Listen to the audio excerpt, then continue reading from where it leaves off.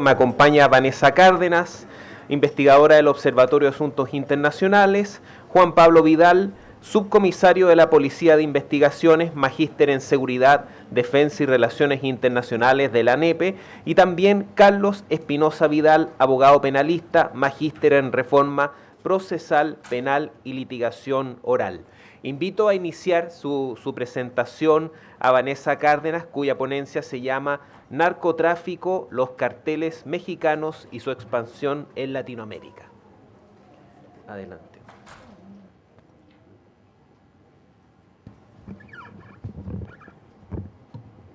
Listo. Bueno, muy buenos días a todos. Muy agradecida y contenta de estar aquí en la Universidad Finisterre. Y bueno, pues en esta mesa de crimen organizado creo que no podía faltar el tema del narcotráfico, que si bien cuando hablamos de la región en América Latina de falta de cooperación, falta de coordinación en las instituciones, economías no complementarias, etcétera, y desorden, bueno, pues no todo es así. O sea, si hay algo organizado en la región, finalmente es el narcotráfico y el crimen, ¿no? Y desafortunadamente, pues, ¿por qué? Porque se ha convertido en un gran negocio. Y como decía el dictador Porfirio Díaz para México, pobre México, tan cerca, tan lejos de Dios y tan cerca de Estados Unidos, tenemos al principal consumidor a nivel mundial, con una política laxa de armas, que cuando finalmente presionan a América Latina para que frene el narcotráfico, bueno, las cosas no son tan así. O sea, si realmente no le llegaran drogas a Estados Unidos, ninguna, durante un tiempo, bueno, se arma una revolución, una guerra civil, porque tienen un problema muy importante y muy delicado de salud pública.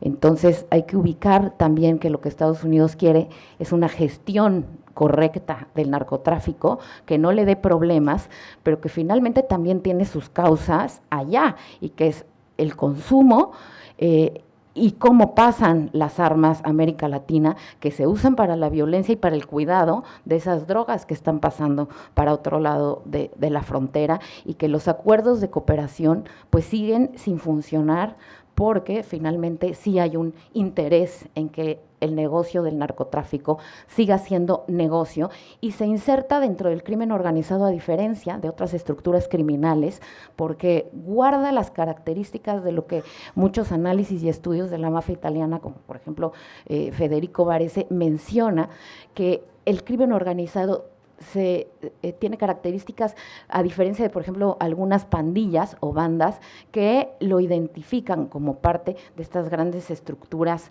criminales, como son la especialización y la profesionalización. O sea, de pronto la imagen de los narcotraficantes, de los grandes líderes de los 80, era estos campesinos que les ofrecían una mejor calidad de vida a través de la siembra o de cualquier actividad de trasiego de drogas, y aceptaban, pero hoy en día ya vemos que esto va mucho más allá, ¿no? Que hay toda una estructura de profesionalización y de especialización que requiere científicos en los laboratorios, que requiere abogados, que requiere tener administradores, contadores, abogados, y que se va ampliando y se va haciendo cada vez más grande las redes que se trazan a través de estos grupos criminales, que además tienen una jerarquía bien identificada, ¿no? Los cárteles tienen sus líderes, que todos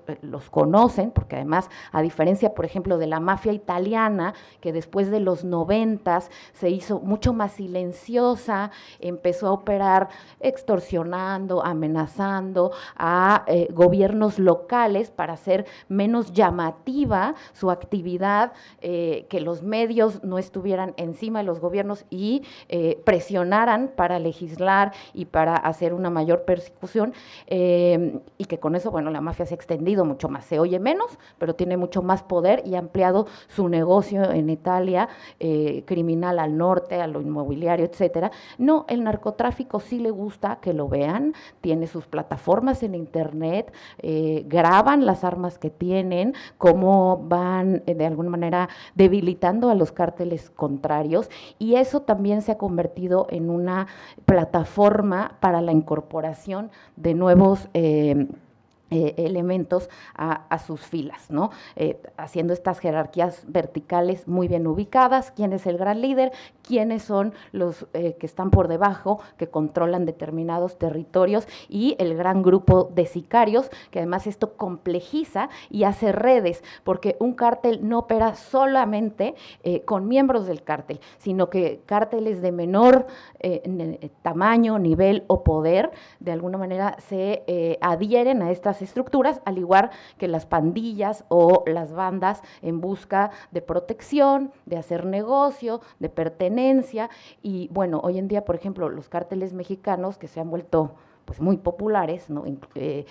Hay muchas organizaciones que incluso hablan de que están apegadas al cártel de Jalisco o al cártel de Sinaloa, sin estarlo, por la buena, entre comillas, reputación que tienen acerca del poder y de la expansión que tienen a nivel internacional.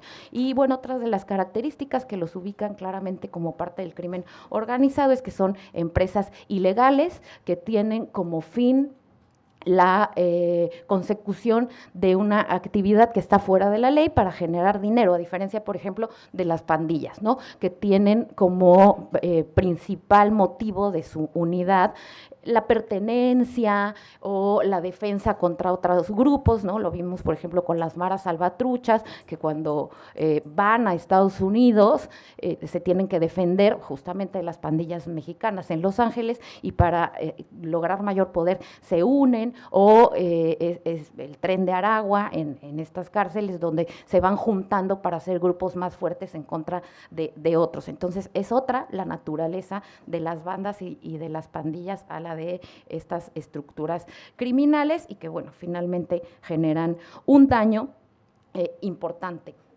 Ay, ni le cambié, ¿verdad? Estoy emocionada. Ahí está.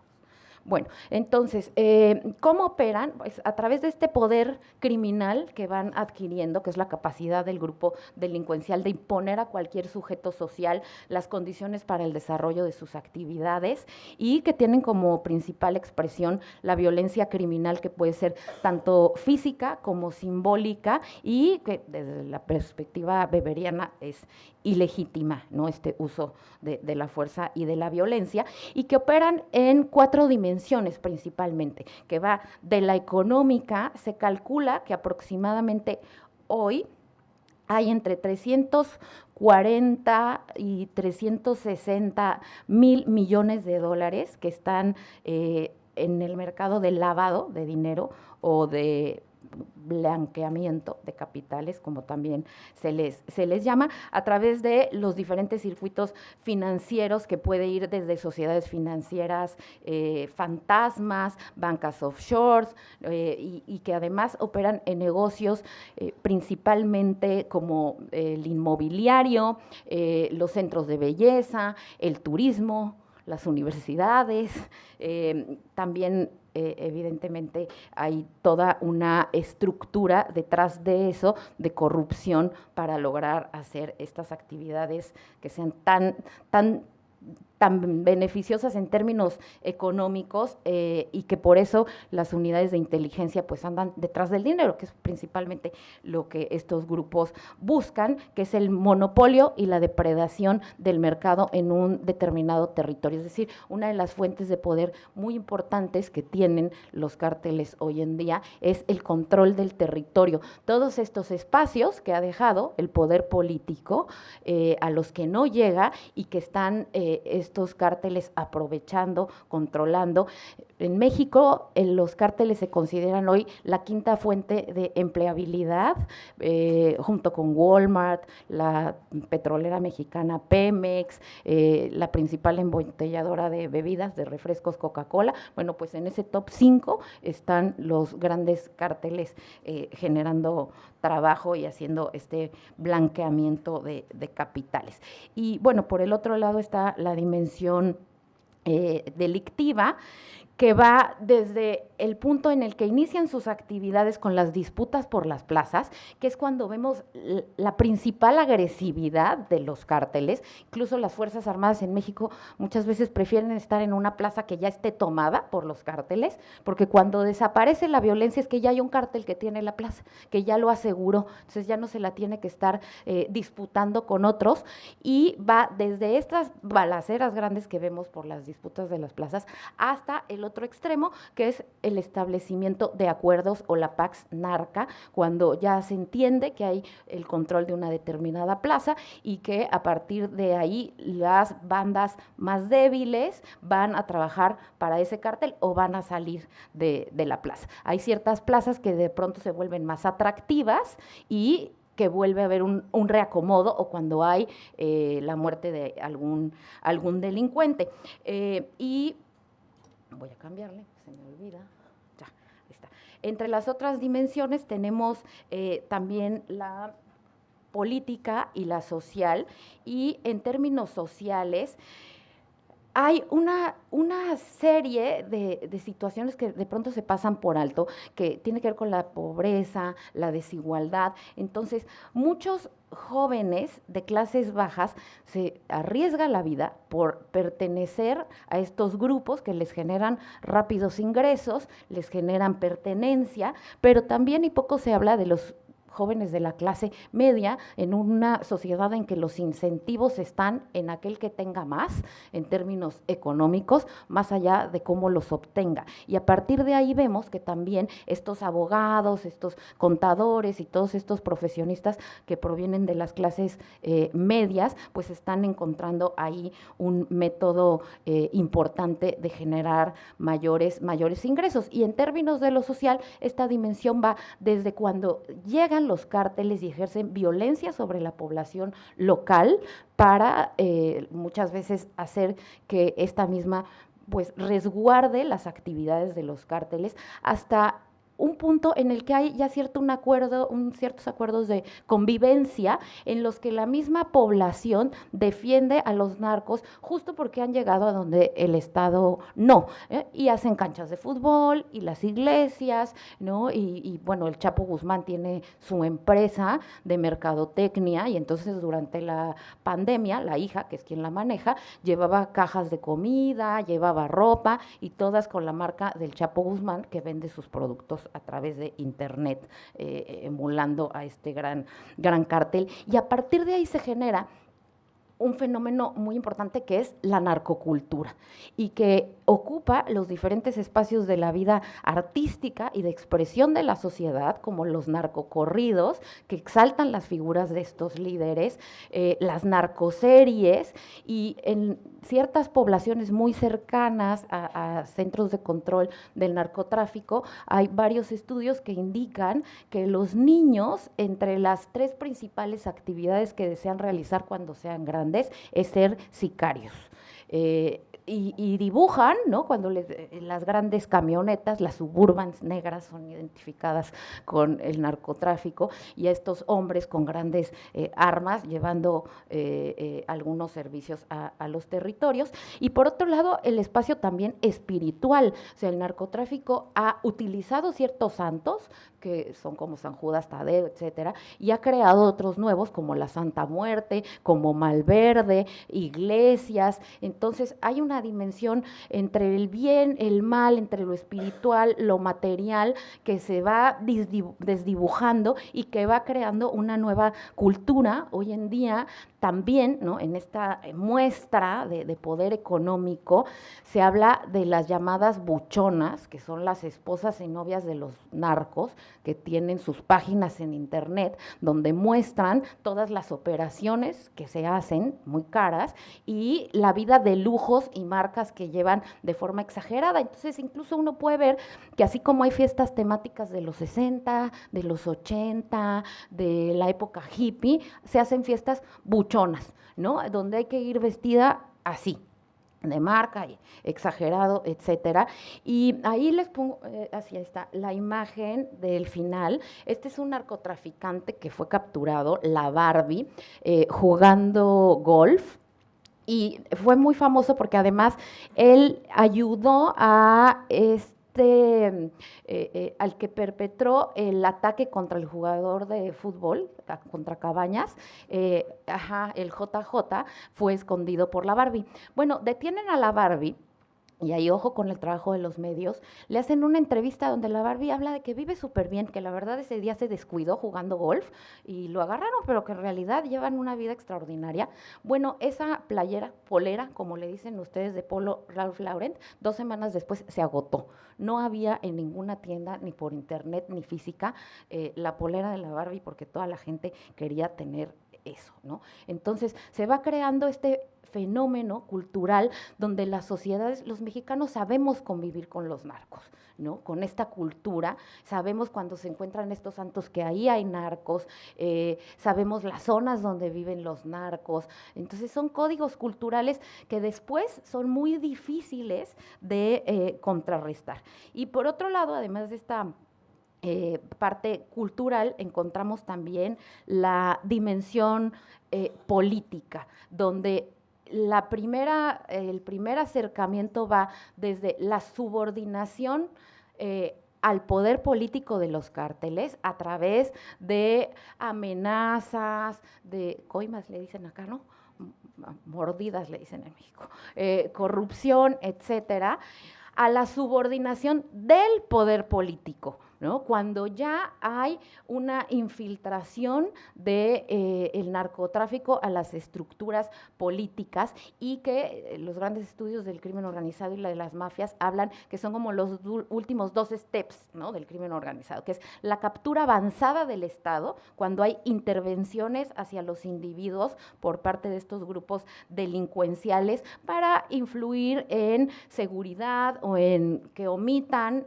su localización, a través de dinero mover regulaciones, políticas, etcétera, al último, que es la reconfiguración cooptada del Estado, donde ya hay una intervención mucho más profunda de la vida política, donde hay una reconfiguración del sistema político de la forma que más le convenga al grupo, ¿no? México en estas últimas elecciones tuvo 37 asesinatos de candidatos relacionadas al crimen organizado y más de 270 candidatos y personas directamente relacionadas con la campaña que tuvieron algún tipo de atentado, amenaza, secuestro, intento de asesinato, etcétera, ¿no? Entonces la pregunta es, en estos países, ¿quiénes son aquellos que están llegando al poder? ¿Cuáles son esos candidatos que sí deja el crimen organizado? Bueno, de paso los políticos aprovechando también se matan entre ellos, ¿no? Pero en general el grueso viene de el crimen organizado.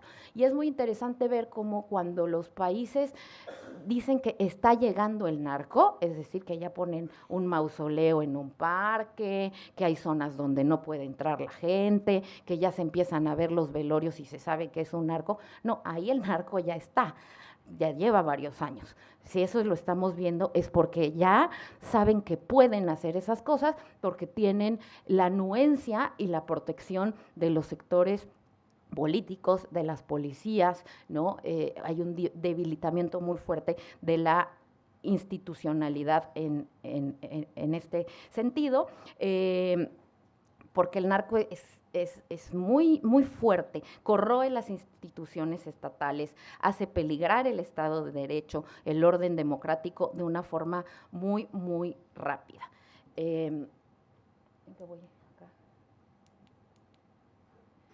Bueno, pues cuando hablamos de narco, hoy por hoy, todos los caminos llevan a México, desafortunadamente, que si bien en algún momento Colombia tenía el monopolio de la cocaína, bueno, poco a poco México fue haciendo acuerdos, porque les decía que sí hay cooperación entre estos grupos, una cooperación importante, y México, bueno, esta cercanía con Estados Unidos siempre ha posibilitado el trasiego de diversas sustancias. Cuando los chinos llegan a principios del siglo pasado a México, se dan cuenta que justamente Mazatlán, que está en Sinaloa, donde es este cártel de los más famosos, pues se da súper bien el opio y los mexicanos les quitan el negocio, echan fuera a los chinos, de alguna manera auspiciados por el gobierno. Y empiezan a crear estas rutas hacia Estados Unidos, aprovechando también después la marihuana y que las leyes de antinarcóticos tenían un desfase. En Estados Unidos empezaron en 1914, en México en 1920, entonces esos 6 años hizo que reforzaran el tema de las rutas hacia allá y fueron incrementando, ¿no? Opio, LSD, marihuana, morfina durante la Segunda Guerra Mundial y durante la ley seca se crea un pequeño cártel que hasta hoy sigue, ¿no? Que ha ido reestructurándose, que es el cártel del Golfo. ¿Cuánto? Ay, chin. Bueno, entonces con el boom de la marihuana empiezan a crearse cárteles más fuertes, empiezan a surgir estos grandes líderes, el primero Miguel Ángel Félix Gallardo, del cártel de Guadalajara, que fue un cártel que pacta con los colombianos en un momento que tenían mucha presión y con tal de tener una menor visibilidad, el producto lo daba Colombia y la logística hacia Estados Unidos se encargaba México, que eso es lo que sigue ocurriendo hoy por hoy. México no es un productor de cocaína, sí de fentanilo, el único hoy prácticamente, y bueno, pues aprovecha esas rutas en las que se fue especializando en contubernio con los cárteles colombianos. Cuando este gran cártel de Guadalajara sufre un gran golpe, que es la captura de su líder, Miguel Ángel Félix Gallardo, hay una atomización y una proliferación de pequeños cárteles. Surge ahí sí ya el cártel de Sinaloa con el Chapo Guzmán, con Caro Quintero, el cártel de Tijuana de los Arellano Félix, y para finales de los años 90 teníamos ya esta serie de cárteles, el de los Arellano Félix, el de los Carrillo, que es el de Juárez, al Chapo Guzmán tomando el control del cártel de Sinaloa, el cártel del Golfo, que después tuvo otro brazo, que fue el cártel del Milenio, que también se reconocía como los Matazetas. Los Zetas era este grupo de militares de élite que se salen del ejército y forman este grupo, uno de los más sanguinarios que se conoce en México. Bueno, el grupo contrario, los Matazetas, es de donde surge el cártel de Jalisco Nueva Generación, que además aprovecha el vacío que deja Pablo Escobar, y una serie de políticas también fallidas que hacen que vaya creciendo el narcotráfico en México. La guerra contra el narco en el 2006, la iniciativa Mérida, que incentivó la militarización, la lucha frontal contra el narcotráfico con poca inteligencia y que lo único que hizo fue aumentar el número de muertos. Hoy por hoy tenemos la estrategia del presidente Andrés Manuel López Obrador, balazos y no balazos, que ha invitado a las mamás y a las abuelitas de los narcotraficantes a decirles que no actúen mal, y ha sido también una estrategia que nos ha dejado el sexenio más violento en la historia de México y un grave problema de producción de fentanilo. Estados Unidos no se daba cuenta, o se supone que no, las grandes empresas farmacéuticas, del que el fentanilo era súper adictivo. Hasta finales de los años 90, 2000 se empiezan a dar cuenta del problema de adicciones que tiene, y hoy por hoy tiene 100,000 muertos al año por fentanilo, una droga que deja fuera del ámbito laboral a su población económicamente activa. y ese es el gran daño que hace, ¿no? Que no es una droga que durante años se pueda consumir, sino que muy pronto inhabilita a las personas, y hay un gran gasto de Estados Unidos para esa rehabilitación y para paliar los problemas que está generando el fentanilo, y entonces está ocasionando una gran presión sobre México, que tiene que buscar otros espacios, sobre todo después del COVID, porque los precursores para crear fentanilo vienen de China, gran parte de Wuhan, de donde salió supuestamente el coronavirus, y en esta búsqueda de nuevos espacios, porque el Pacífico mexicano está muy patrullado, pues está América Latina, que es terreno fértil para los cárteles mexicanos. A mí cuando me preguntan, ¿ya llegaron? Sí, ya llegaron, pero no es que vengan 1000 mexicanos acá, no, operan con las bandas locales. Una de las muestras más claras es lo que ocurrió, por ejemplo, en Ecuador. Vemos que, acá está, que Ecuador es el tercer productor de coca después de Perú y Colombia, y que se ha convertido en una proliferación, tiene más de 22 bandas locales, y los cárteles mexicanos han encontrado ahí una ruta al Pacífico por Guayaquil, y mano de obra dispuesta, como son los choneros, los tigueros, los choneros muy relacionados con el cártel de Sinaloa, que es el grupo al que se le adjudicó el asesinato del candidato a la presidencia Villavicencio, y eso ha hecho que hayan aumentado en cuestión de 3 años los homicidios en el Ecuador de 200 a 800. También tenemos, por otro lado, a Costa Rica, que tuvo en el 2023 el año más violento. Hablaba su ministro de Seguridad, Mario Zamora, de una mexicanización del crimen organizado en Costa Rica. Están proponiendo hacer una megacárcel, pero también, por otro lado, un megacartel que piensan que se está gestando con la unidad de varias pandillas, bandas, y auspiciado por los cárteles mexicanos, que han encontrado que Costa Rica también es una muy buena ruta para llegar a Estados Unidos. Argentina, que me disculpe Patricia Bullrich, pero las drogas no llegan por Argentina, llegan de Bolivia hacia Rosario, y de ahí las distribuyen hacia Europa, que es una gran ruta, y que además Colombia no es que se haya debilitado, se ha reestructurado y ha buscado también nuevas rutas hacia Brasil, hacia Argentina, y a través de ahí también avanzar hacia África. Y bueno, en Chile también hay presencia importante con las pandillas locales, como son el Tren de Aragua, y ya tuvimos este ejemplo de Mexstone, no sé si recuerdan este ejemplo de una empresa que se constituyó acá con un despacho muy conocido en Las Condes, de abogado, que se llamaba Mexstones porque transportaban piedras y cosas de decoración a casas. Bueno, pues lo que transportaban eran marihuana, y en México encuentran este cargamento, hacen toda una investigación y se dan cuenta que esta empresa era ligada al cártel de Sinaloa y que estaba enviando pues gran parte de la marihuana, que realmente ya no se vende en México. Está el debate de la despenalización, un debate estéril, porque la marihuana la encontraron sembrada en el periférico, la vía rápida de México, pues, como si fueran rosales, ¿no?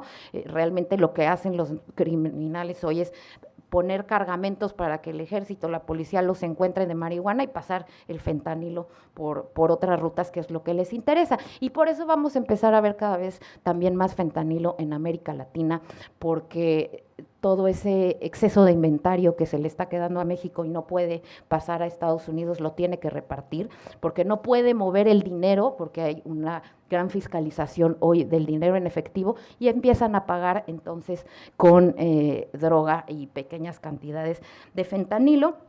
Así que, bueno, para no pasarme tanto, las reflexiones finales es pensar si realmente en la región hay esfuerzos que hayan sido eficientes en la lucha antidrogas, ¿no? Ya en la exposición de los periodistas decía Pablo Cuellar, cómo esta región se ha convertido en la más violenta y eso está directamente relacionado con el crimen organizado y con el narcotráfico. ¿Cómo está la resiliencia institucional? ¿Cómo están nuestras policías? ¿Cómo están nuestros ejércitos? El debilitamiento de las policías y de la moral de las Fuerzas Armadas no abona a la lucha contra el narcotráfico hoy en día. Son momentos muy delicados. En México eso fue uno de los grandes errores, el debilitamiento de las policías para ser garantes del poder político y no tener una independencia y una autonomía, ni un equipamiento, ni salarios, etcétera, que las hacían vulnerables hacia el crimen organizado. Y cuando se saca a los militares a esta lucha, bueno, si los sacas en las mismas condiciones, pues les va a ocurrir lo mismo, porque hay una especie de creencia de que son impolutos ante el crimen organizado. No, pues sí, porque estaban en los cuarteles, pero cuando los metes a esta lucha y sin capacitar, sin equipamiento, con malos salarios, sin un respaldo real del poder político, bueno, es muy complicado.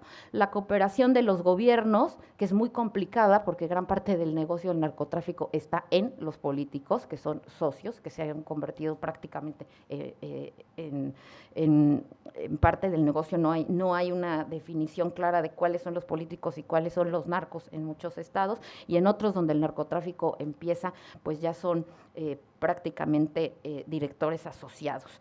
La tecnología y la inteligencia artificial que hoy está siendo empleada, ayer veíamos justo también estos drones suicidas, hay muchos videos de cómo los grandes cárteles están utilizando hoy a los drones, el deep internet, la criptomoneda para mover el efectivo, para reclutar sicarios, etcétera, y pensar pues en cada uno de nuestros países cuáles son estos síntomas o qué es lo que estamos viendo para saber si estamos en el inicio de una era de fortalecimiento del narcotráfico o si realmente lo que vemos es que ya están bien instalados y se están fortaleciendo en la región. Muchas gracias.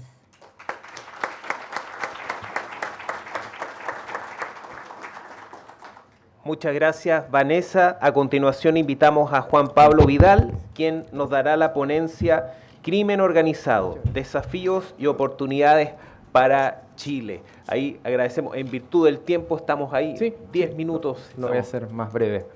Hola, ¿qué tal? Buenos días. Bueno, primero agradecer la invitación a este espacio de conversación acerca de un fenómeno que pareciera que hoy está permanentemente en la agenda política, en la discusión pública, y también de las estrategias y las nuevas formas para abordar este fenómeno. Por tanto, para ajustar las expectativas y también haciendo un poco más corta la presentación, me gustaría solo presentar algunos elementos que configuren un panorama de seguridad, pero también que sirvan para el análisis del crimen organizado y tratar de alguna forma construir ciertas propuestas digamos, a las oportunidades y desafíos que presenta para la gobernanza. Bueno, en primer término, creo que no está puesta la presentación, pero en primer término, el primer escollo al momento de alguna forma tratar de hablar de crimen organizado es la definición del mismo. De hecho, desde Palermo hacia adelante, este fenómeno incremental que viene sumando nuevos elementos, ya sea la inteligencia artificial, todo el espacio cibernético, digamos, de alguna forma complejiza abordar el fenómeno en sí. Pero como definición propuesta y para fines prácticos, digamos, de la presentación, podríamos entenderlo como estas estructuras o estructuras organizacionales, digamos, que de alguna forma ejecuta actividades, no todas, algunas ilícitas con el fin del lucro. Y a veces esto se nos olvida al momento de la discusión pública en torno al crimen organizado, en diferenciar lo que es crimen organizado propiamente tal y la sensación de inseguridad. Esto al momento de generar, digamos, o configurar ciertos elementos para la política criminal. Bueno, comenzando con el panorama global, es cierto, y me tomo de las palabras, digamos, de las presentaciones anteriores, digamos, existen al menos 16, según el índice de crimen organizado del 2023, existen al menos 16 mercados criminales dos más que el último informe que fue en 2021, en el cual uno de los mercados crecientes es todo lo que tiene que ver con delitos financieros, ya sea, llámense estafas, evasión de impuestos y otros similares, versus la rentabilidad de otros. Por ejemplo, el narcotráfico al año a nivel mundial genera al menos 320.000 millones de dólares, la falsificación 200.000 millones de dólares, la trata de personas alrededor de 90.000 millones de dólares, si no me equivoco. Entonces estamos hablando de la rentabilidad del crimen organizado, en términos macro, representa casi el 1,5 del PIB mundial, el 7% de las exportaciones a nivel mundial. Entonces estamos hablando de un fenómeno muy grande y lucrativo. Hay un periodista que se llama Saviano, de apellido Saviano, italiano, que es perseguido por la Camorra a propósito de una investigación que hizo, y ponía en comparativa, por ejemplo, la rentabilidad de una acción de Apple versus el mismo dinero invertirlo en droga, y claro, es 100 veces más rentable. Entonces estamos hablando de mucha capacidad de generar dinero en efectivo, que de hecho fue, o existe la hipótesis, digamos, que la crisis de los commodities, digamos, de los bancos financieros en 2008, parte de salvar a los bancos, a instituciones financieras, vino del dinero del crimen organizado. Bueno, bajando ya a nuestra región, y ya lo han adelantado algunos expositores, Latinoamérica es la región más violenta del mundo. Y quizá actualizando el dato de el último año, digamos, el promedio es de 21 homicidios cada 100.000 habitantes, lo cual es mucho, es 10 veces más que Asia y 5 veces más que América del Norte. Y eso también es una cualidad que se le da, digamos, al crimen organizado en Latinoamérica, que es muy violento, digamos. Hay una frecuencia, una utilización de la violencia mucho más recurrente que en otras partes del mundo. Bueno, en este sentido, si bajamos los datos, Latinoamérica, digamos, en vez de ir a la tendencia mundial, que a nivel global, digamos, en los últimos años ha ido en baja la cantidad de homicidios asociados al crimen organizado, en Latinoamérica ha subido de 6 a 7,5. De hecho, si uno pone en perspectiva la violencia urbana, digamos, asociada al crimen organizado, 43 de las ciudades del mundo más peligrosas son latinoamericanas, de las 50, donde hay, digamos, la concentración de homicidios asociados al crimen organizado es mayor, que está alrededor del tercio más o menos en la región. Y bueno, ese es el vecindario en el cual nos encontramos hoy día. Para Chile el fenómeno del crimen organizado, a pesar de que está hoy día quizás es más recurrente escucharlo en la discusión pública, lo cierto es que ha existido desde siempre. Por ejemplo, por dar algunos datos, desde la época de las salitreras, digamos, existe digamos, antecedentes de laboratorios y también de tráfico de sustancias como la droga. Amado Carrillo, aprovechando aquí que lo mencionó la expositora, se iba a radicar en Chile, digamos, pero posteriormente se fue a operar, digamos, o cambió la cara, ahí sí. Y digamos murió y no logramos tenerlo acá en Chile. Pero bueno, volviendo un poco al fenómeno del crimen organizado, a mí me gustaría destacar, digamos, 3 elementos importantes que considero para ampliar esta definición, que tiene que ver que, como bien digo, tiene una lógica, digamos, mercantil y se da o se explica, digamos, en base a 3 factores, que es un fenómeno interméstico. Quiero decir que los efectos o el origen, digamos, del delito es distinto al de sus efectos. Por ejemplo, la droga que produce un país X, los efectos de la salud pública se ven en otros países, digamos. Como también así, la dinámica del delito también es distinta. Por ejemplo, pueden haber perpetradores o delincuentes cibernéticos que, digamos, le pueden robar los datos de la tarjeta de crédito a una persona en otro país. Entonces, ha complejizado un poco el configurar este fenómeno como tal y abordarlo también. Bueno, volviendo al... ahí sí. Volviendo a la región y también quizás viendo las tendencias en otros países, es recurrente, por ejemplo, que en países latinoamericanos, una vez que las policías se ven superadas, entre comillas, antes en la discusión política o los índices de criminalidad tienden a aumentar en periodos muy cortos, se tiende a utilizar o a subutilizar a las Fuerzas Armadas en temas de seguridad pública, digamos, para los cuales en su mayoría, digamos, no han sido preparados para aquello. La expositora anterior, digamos, nombraba el caso de los caibiles, que finalmente partieron como una respuesta del Estado frente al narcotráfico y se transformaron, digamos, en otro cartel. Bueno, es evidente que dentro de las preocupaciones, digamos, en Latinoamérica, las principales están asociadas a la delincuencia organizada. De hecho, el Latinobarómetro ha mantenido, digamos, dentro de sus 3 primeras prioridades, digamos, todo lo que tiene que ver con la delincuencia organizada como preocupación de la ciudadanía.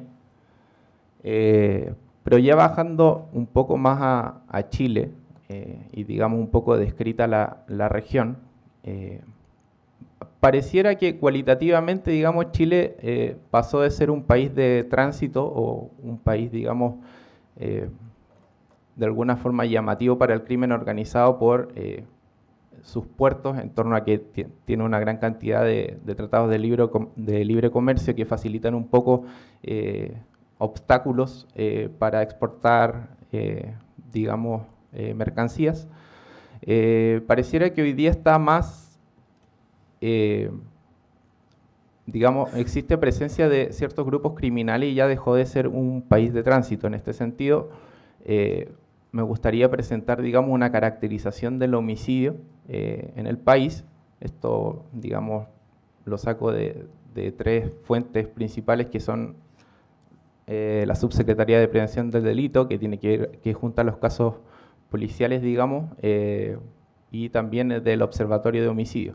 Y de alguna forma el homicidio en Chile, como delito, cambió cualitativamente de ser un delito interpersonal, donde había imputado conocido, había una relación entre la víctima y el victimario, por ende había un mayor, digamos, facilidad al momento de investigar, versus hoy día que aumentó la cantidad de imputados desconocidos, hay un aumento también de la participación de extranjeros en homicidios y también relacionados al crimen organizado. Sigue predominando los homicidios de tipo interpersonal, o sea que hay relación entre la víctima y el victimario, pero disminuyó para entrar casi en la misma proporción ligadas al crimen organizado. También los medios utilizados, como las armas de fuego, también es un cambio importante en este, digamos, al momento de estudiar este fenómeno, porque antes claramente era con arma blanca y ahora hay un mayor acceso también a armas de fuego.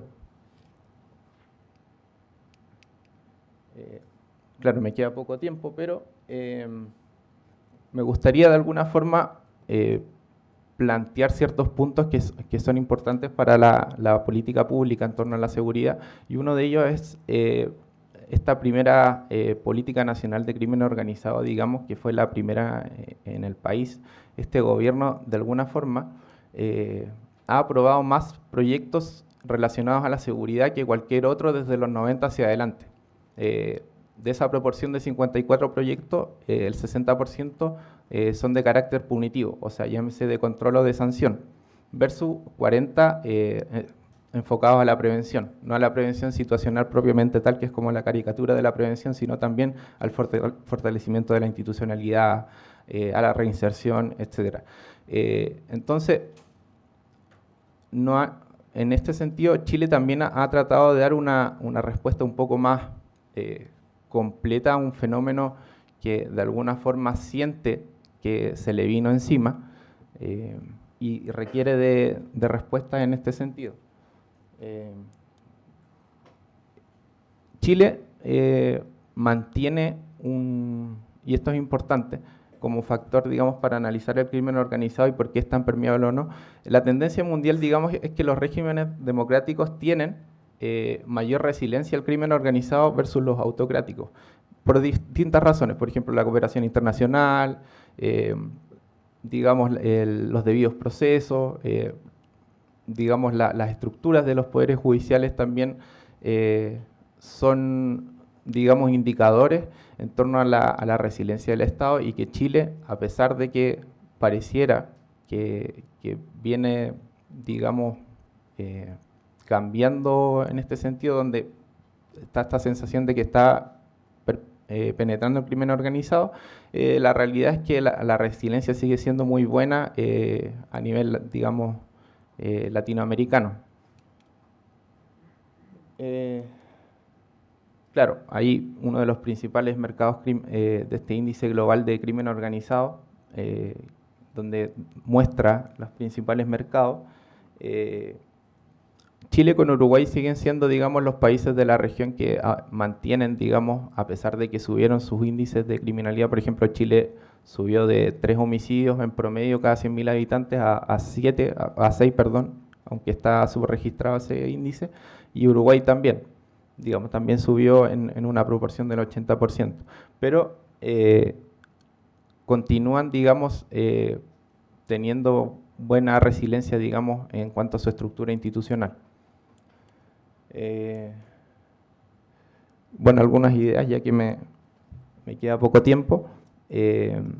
La cooperación internacional, digamos, y que era un tema que quería tocar al final, a pesar de que Latinoamérica es una de las regiones más violentas del mundo, paradójicamente una de las que más colabora entre sí, entre sus países, que tiene más acuerdos, digamos, vigentes. Por ejemplo, hay algunos en los que Chile no está y que tiene, digamos, ciertas mesas o tratados de seguridad, por ejemplo, la Comunidad Andina, el ALBA, de los que no participa Chile, o no sé, la Organización de Estados Americanos que sí participa. Digamos, todas dependen, digamos, del color político, digamos, o la coyuntura política, digamos, de cada país para que funcione, digamos, estos traspasos de información. No sé si me explico. Y eso, digamos, de alguna forma dificulta un poco una respuesta, digamos, como región. Y eso es uno de los desafíos, digamos, que hoy día son más vitales y que se ven tanto en el nivel estratégico como operacional. Bueno, y quisiera terminar con eso para darle el paso al siguiente expositor. Agradecemos a Juan Pablo Vidal y finalmente invitamos a Carlos Espinosa Vidal a darnos su ponencia Chile en la lucha contra el crimen organizado, la trata de personas.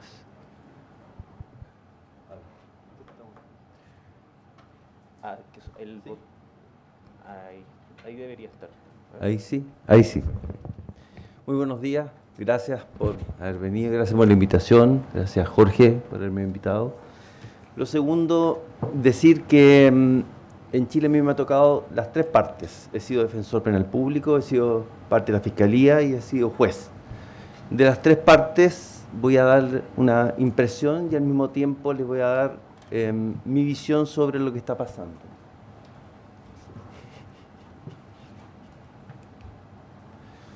Esta preocupación sobre el crimen organizado y las propuestas de políticas públicas no viene de hace poco, viene de hace mucho. Ya de los años 80 se empieza en la comunidad internacional a preocupar sobre, no solamente sobre el narcotráfico, fíjense, empieza sobre los instrumentos internacionales sobre trata de mujeres, de niños, sobre tráfico ilícito de armas, lucha y fabricación de ellas, pieza y componente de municiones y transporte ilícito de inmigrantes, incluso por mar, que también se trató acá el día de ayer. Por lo tanto, no es una situación nueva. Latinoamérica es violenta. De los años 1940 que tenemos estadística nosotros, Chile llevaba un 3%. Sí. Y en la estadística Latinoamérica no salía. Salía Europa, salía en todo, pero era tan grande en la barra que no salía. El único que podía salir era Chile. El día de hoy también. Si ustedes se fijan, al 2024. ¿Tenemos la posibilidad de políticas públicas? Sí. En la convención se hablaba de esto. Penalización de la participación de grupos delictivos organizados. Penalización del blanqueo de productos de delito. Medidas para combatir el blanqueo de dinero. Penalización de la corrupción. Responsabilidad de las personas jurídicas. Cooperación internacional para fines de decomiso. Técnicas especiales de investigación, y aquí por eso voy a hablar también de las policías y del Poder Judicial y del Ministerio Público, y protección de testigos. Todo esto ya era preocupación en los años 2000 a través de la Convención de Palermo. Además, todos los países se les generó la posibilidad y la obligación de que en sus legislaciones tuvieran esto, y tenían que estar. Cuando ustedes ven el informe que hace la Corte Suprema respecto de las nuevas modificaciones legales, hace un checklist de todo lo que nosotros estamos cumpliendo. Y la mayoría de todo esto está cumplido. Entonces, la pregunta es, ¿qué políticas públicas se han impulsado para el combate del crimen organizado? Hay una política nacional de inmigración y extranjería. La idea de inmigración ordenada, segura, regular, que contribuye al desarrollo del país. Para ello se diseñó empadronamiento biométrico de extranjeros que hayan ingresado en forma irregular a Chile.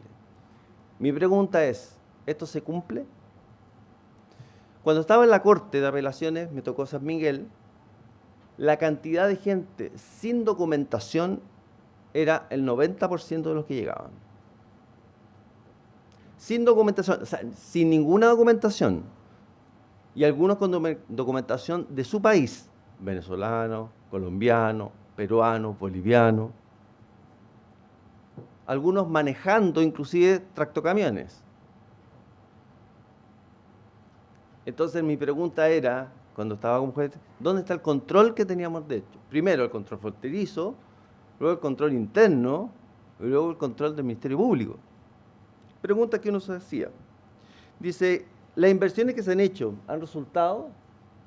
Fíjense que ahí dice que hay registro facial ni huella, inversión de 2.856 millones de pesos.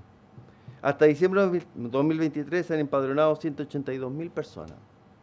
Eso con la ayuda del Poder Judicial. Eso con la ayuda del Ministerio Público.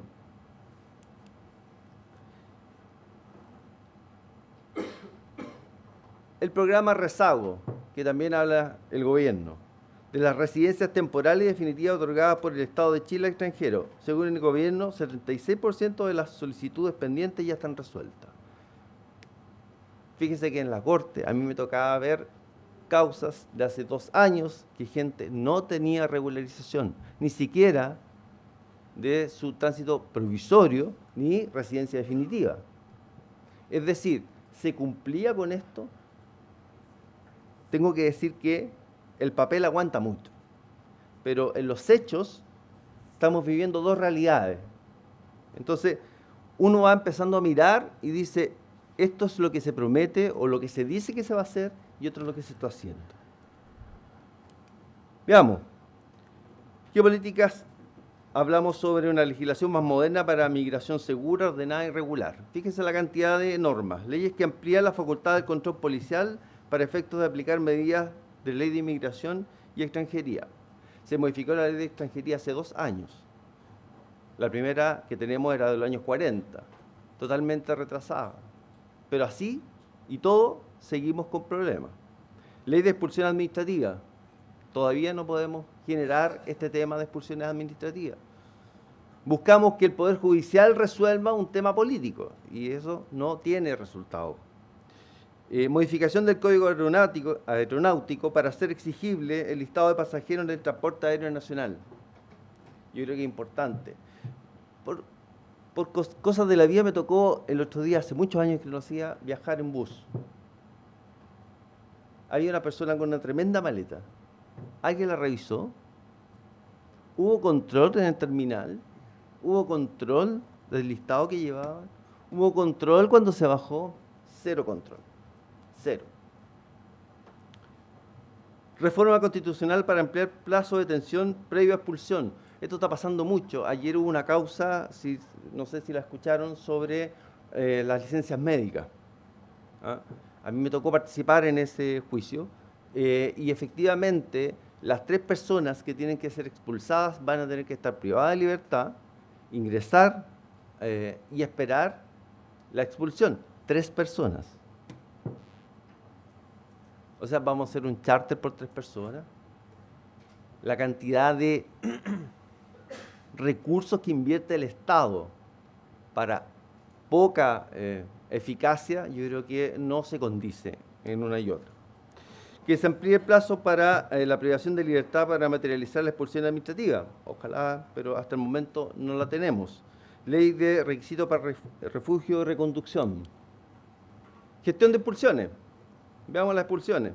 El 2023, 946 expulsiones, 339 son administrativas, 607 judiciales. Nuevamente el Poder Judicial está haciendo la fuerza en esto. Expulsión el 2024 a 31 de mayo, 229 administrativas y 209 judiciales. Voy a pasar esa porque es más antigua. Estrategia de seguridad. Ya hablamos de los homicidios y efectivamente existe un alza de homicidios. Pero ¿cómo la frenamos? Aquí yo tengo que hacer una crítica respecto a la intercomunicación entre policías, Ministerio Público y Poder Judicial. Las policías dialogan entre ellas, la Policía de Investigaciones y Carabineros de Chile dialogan, tienen bases, sus bases de datos dialogan entre ellas, o son compartimentos estancos. Yo creo que hay una situación ahí que deberíamos ver. Hay mesas de trabajo, obviamente, pero las mesas de trabajo duran muy poco y la información también no es la más completa. Fíjese que ahora se habla de contener el crimen organizado. Ojo, ya no es de evitar el crimen organizado, es contener el crimen organizado. ¿Y hasta dónde lo podemos contener? Mi relación con México es bastante... fluye mucho. Yo hago clases en México y me ha tocado estar en situaciones complicadas en México. Y efectivamente a lo mejor no estamos en ese nivel, ni en el nivel de Colombia, ni en el nivel de Ecuador, pero vamos para allá si nos logramos poner coto ahora, en estos momentos. Yo creo que el momento es ahora, no después. Fortalecer la capacidad de la sociedad, de las comunidades, barrios y familias para prevenir la criminalidad. Yo creo que es muy básico que en Chile no tenemos sistemas de junta de vecinos bien organizadas, no tenemos posibilidades de interdialogar con los vecinos. Fíjese, lo que está haciendo ahora es la tecnología y eso es muy importante. Por ejemplo, los vecinos en algunos sectores vía WhatsApp se están comunicando. Voy a pasar lo más rápido posible esto. Creación de las nuevas leyes que se están pidiendo. Creación de Agencia Nacional de Ciberseguridad, reforma constitucional que habilita la creación de la Fiscalía Supranacional, eso ya se hizo. Ley de Seguridad Privada que también se hizo. Servicio Nacional de Reinserción Juvenil que se hizo, pero no sé si ha logrado su objetivo. Y reforma constitucional que habilita el apoyo de las Fuerzas Armadas en frontera y protección de infraestructura crítica. Imagínense todo lo que nos demoramos para eso. Y falta la posibilidad de prestar una cooperación buena, porque si las Fuerzas Armadas van a intervenir, en otros países la experiencia no ha sido buena. Me tocó a mí personalmente en México que un militar casi me dispara, pero fueron efectivamente por temas de desconocimiento de estas personas. Yo iba en una camioneta del Poder Judicial, habíamos perdido en la conexión y la persona me dijo, tírese para atrás, vamos a sacar el logo del Poder Judicial, si escucha balazos, por favor no diga nada y vamos a pasar rápido. Bueno, eso es lo que se pide muchas veces en otros países, no lo dimensionamos nosotros, pero eso puede pasar. Las leyes en tramitación, Ministerio de Seguridad, Sistema de Inteligencia del Estado, Inteligencia Económica para la Seguridad, Defensoría de las Víctimas, fortalecimiento de la Fiscalía, fortalecimiento de la función preventiva de las municipalidades y protección de infraestructura crítica del país. Todo eso nos hemos demorado mucho. ¿Qué de esto tiene posibilidad de funcionar?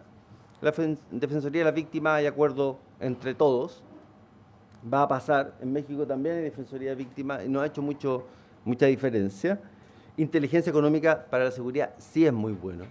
Yo creo que el tema de lavado de activos va a ser un tema central para nosotros. La búsqueda del dinero es lo que tenemos que luchar. Ahí está la posibilidad de vencer en la medida de lo posible.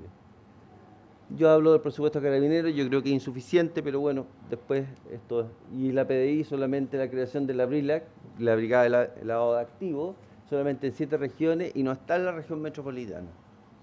Miren eso, Brigada de Lavado de Activos. Crimen organizado, primera política nacional que tenemos.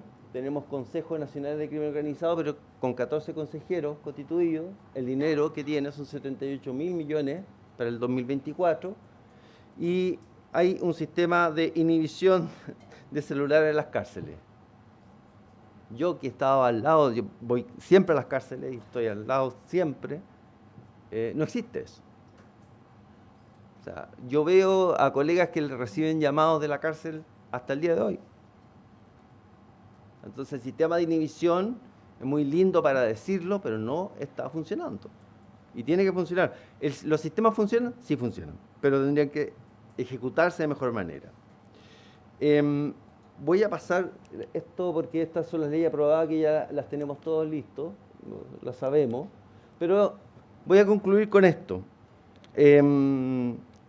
No podemos ocupar en Chile el derecho penal como lo primero, sino que es lo último. Yo me dedico al derecho penal.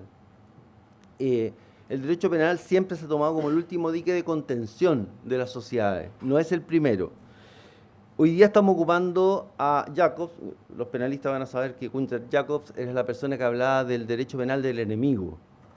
La ley de drogas es de la ley del derecho penal del enemigo.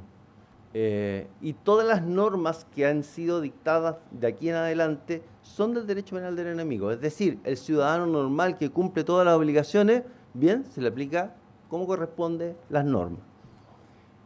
El crimen organizado y la gente que comete delitos se le aplica el derecho penal del enemigo.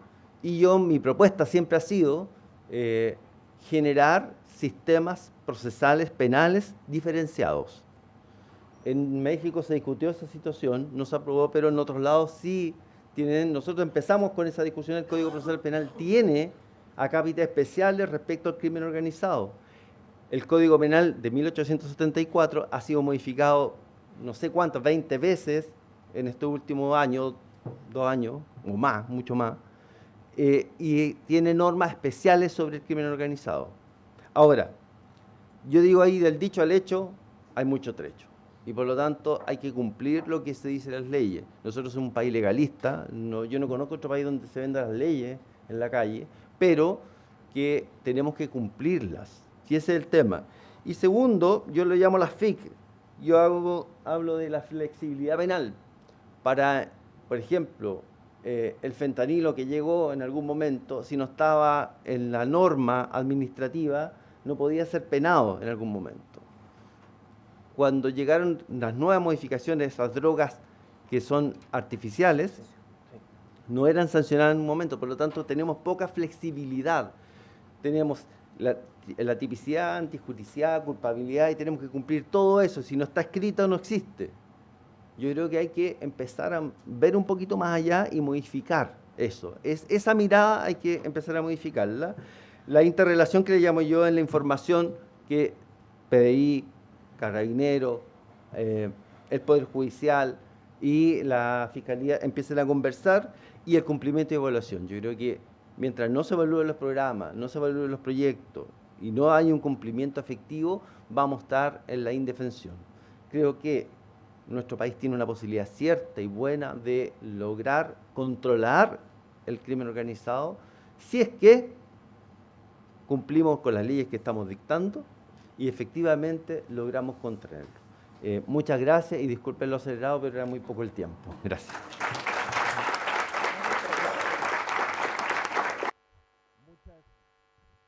Muchas gracias. Tenemos muchas preguntas, muy poco tiempo. El crimen organizado, cierto, es una temática que deja muchísimas preguntas y las que se queden afuera les propongo que les puedan preguntar a los expositores junto a un rico café.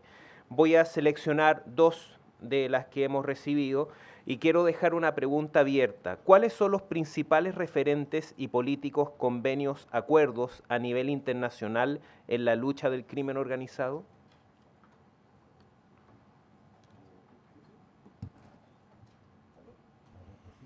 Ahí sí, ahí sí. Bueno, la principal es la Convención de Palermo. Nosotros la Convención de Palermo, que es la Convención de las Naciones Unidas, que habla sobre lo que vimos, pero también están las normas Gafi, que son las normas de lavado de activos. Hay una serie de normas internacionales que son propuestas para que los estados vayan asumiéndolo como normas internas. Y por lo tanto, eso genera también una posibilidad y una obligatoriedad de comunicación. Todo lo que vimos ahí están en las legislaciones internas de cada país, o debiese estar. ¿Para qué? Para que puedan comunicarse de mejor manera. Nosotros, por ejemplo, incorporamos ahora lo que es el decomiso sin condena. O sea, una persona puede ser, le pueden decomisar o le pueden incautar bienes, dineros, inclusive sin condena. Dentro del crimen organizado podría ser eso llevado al Estado, en palabras simples. Por lo tanto, eso es la norma que nosotros tenemos y la norma internacional que nos ampara como paraguas. Hay varias más, pero es en términos generales. Perfecto. Y finalmente, para el subcomisario Juan Pablo Vidal, dos preguntas un poco más técnicas y también abiertas si quieren contestar. ¿Usted considera que el método de Bukele funcionaría acá en Chile? Y también, ¿por qué es necesario un charter para la expulsión o repatriación? ¿No se puede subir al emigrado en un vuelo comercial con escolta PDI si fuese necesario a su país de origen? A ver, primero, yo creo que para hablar seriamente de política criminal y ante la luz y, digamos, esta efervescencia por Bukele, creo que hay que ser muy cautos con el caso de El Salvador. Yo creo que estamos viendo resultados a corto plazo, no así evidencia, por eso es bueno hablar de políticas basadas en evidencia cuando hablamos en política criminal, de si hay una relación entre esta política punitiva, digamos, no sé, por ejemplo, hay una relación entre la baja de homicidios y encarcelar o que esté tipificado, digamos, ciertos tipos de tatuaje. Eso no está tan claro. Yo recuerdo, por ejemplo, el caso de Medellín en el 97, que también Medellín, bueno, todo el fenómeno de Pablo Escobar, digamos, y la tasa de homicidios que había en ese momento, hubo varios factores, digamos, que post Pablo Escobar, digamos, de alguna forma se conjugaron en digamos, tratar de prevenir o reducir la criminalidad en ese sentido. Por ejemplo, muchos proyectos en torno a la prevención situacional, se mejoraron ciertas condiciones de infraestructura, pero también hubo acuerdos con las bandas criminales y se perdió también el monopolio de poder hacia el Cartel del Valle, por ejemplo, en Colombia. Entonces, yo creo que hay que ser cautos con el caso de Bukele y esperar un poco más de evidencia en este sentido. Y respecto a lo otro, bueno, podría citar algunos datos de la última cuenta pública de la PDI, como para que puedan, digamos, ustedes mismos armarse el panorama. Uno de ellos es que, por ejemplo, los reconducidos fueron alrededor de 3.000 personas, no recuerdo bien el número exacto. Mientras que las expulsiones estuvieron cerca del centenar, pero las denuncias por paso no habilitado, que generalmente hay una cifra ahí bastante gruesa de autodenuncia, de esta gente que después necesita salir del país, fueron alrededor de 44.000. Entonces, esta disparidad, digamos, hay una evidencia, digamos, que el tema migratorio de alguna forma quizás requiere de una revisión de las capacidades de infraestructura, de las capacidades, digamos, de control que se tienen. Lo mencionaba aquí el expositor al lado mío, que quizás se evidencia una falta de capacidad en aplicar, digamos, la ley en este sentido. No sé si respondo o quieren complementar. Yo quiero hablar del caso Bukele. A mí me parece que hablando justamente de la manipulación que hacemos de las sociedades y que la seguridad es algo que no se ve, pero se percibe, por eso se mide en percepción. Creo que hay una gran cabida hoy del discurso del miedo y, como decía Foucault, el elemento manipulador más importante para las sociedades es el miedo. Entonces, ha causado tal efecto que estamos dispuestos a ser mediocres y conformarnos con regímenes que, a cambio de seguridad, violen todos los otros derechos humanos. Desde luego que funciona un régimen para sacar a los criminales de la calle, pero ojalá pudieran ser solo los criminales, como lo dice el discurso de Bukele. Pero cuando le das tanto poder a un mandatario, tanto que puede violar la ley, no seguir el Estado de Derecho, procedimientos que son totalmente fuera del objetivo, como el que alguien traiga tatuajes y pueda ser frenado en la calle y encarcelado, pues hay grandes riesgos, ¿no? Yo siempre se lo digo eso a mis alumnos cuando me dicen, ¿pero ha funcionado? Sí, cuando agarra un delincuente, qué bueno, pero cuando esas mismas medidas se las aplica al periodismo, a los opositores o a alguien de tu familia, entonces empieza uno a cuestionarse si son métodos que realmente queremos. Entonces, creo que hay que tener mucho cuidado con estas cifras de relumbrón o tan positivas que presenta, y hay que ver lo que está ocurriendo detrás, que hay una grave violación a los derechos humanos, haciendo una población tremendamente vulnerable a los abusos del poder político y que, como decías tú, en el mediano plazo pueden ser irreversibles, irreparables y lamentables para la sociedad de El Salvador y para todos aquellos que hoy lo ven como un modelo a seguir y que es un modelo de implosión en los derechos que hemos conseguido hasta hoy. Muchísimas gracias a Vanessa, Juan Pablo Vidal, Carlos Espinosa. Acá tiene su certificado y también un recuerdo de su visita. Muchísimas gracias y un gran aplauso a nuestro expositor.